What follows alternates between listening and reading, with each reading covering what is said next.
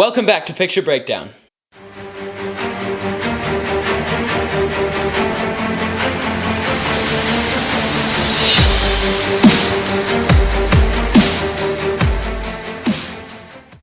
This is going to be my in-depth breakdown of The Bad Batch Episode 6, Decommissioned. I'm going to be going through this episode shot by shot for interesting visual details, hidden references, as well as any background information that you might need to know. If you're brand new to the channel, just subscribe and hit that notification bell to be notified about any and every future Bad Batch episode breakdown. Spoiler warning if you haven't seen this episode already.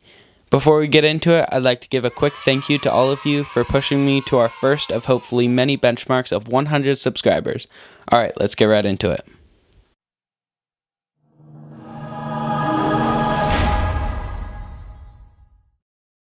So the title for this week's episode is Decommissioned, and this is referring both to the decommissioned battle droids in the scrapyard, as well as the Bad Batch who were decommissioned from the war against the Separatists. Hunter even says that it was more clear when they were just soldiers. Alright, so we open up with Omega trying to hit a target with her new energy bow that she just got last episode, and behind them is another one of those arcade-looking games, and on top of that, it translates to Lucky Shot. Sid gives them a new mission, and she says that they're going to Corellia. Corellia is the planet that we saw Han grow up on in Solo. They make it, and it shows Tech's headset looking at the police droids. On the right of the display is tons of Orbesh, so I started to translate it. But as soon as I started doing that, I realized that they're just a bunch of random numbers and letters. They find the head of the tactical droid, but is stolen by Trace and Rafa. We are introduced to these two back in Season 7 of Clone Wars, and they helped Ahsoka out with a few things. After the scuffle between Rafa and Omega, some police droids come in, and Echo gets into the system to shut it down. On the screen, there's some Orbesh. Top left says System Overview. The bottom right says 70% cap, no abnormalities, and running at 99.98% power. Wrecker swings across, and he hits his head for the third time. He begins to writhe in pain, and then he begins to whisper. Good soldiers. And he hears Crosshair's voice in his head saying, "Good soldiers follow orders."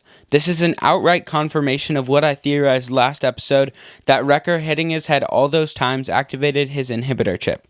I'm still convinced that Omega is force sensitive, so since it is activated, I hope that they find out next episode that she is force sensitive, so that they can try to stop Wrecker from killing Omega. You also hear him say no, no, no, so he might be able to fight off his inhibitor chip since it is weaker in him, similar to how Rex was able to fight it off for a little bit. He gets up to fend off some incoming police droids, and he gets shot in the right shoulder. His shoulder cannot be doing well, because so far Wrecker's been shot 3 separate times in that same exact shoulder. First by the training droids with live rounds, then by Crosshair when they were escaping Camino, and then finally this one. Alright, so at the end of the episode, their droid projects a hologram of someone who Rafa and Trace are working for, presumably in the Resistance. All we can see is a little bit of their cloak, and at first I thought this could be Senator Organa, but his clothes do not look the same as the ones we can see. From what we are able to see, it looks more like a tannish cloak with a sash, similar to what a Jedi might wear. Because this is after Order 66, there are a few Jedi that are still alive, so I believe that this mystery person is Obi-Wan Kenobi, saying that before he went to Tatooine to look over Luke, he was leading some of the Resistance.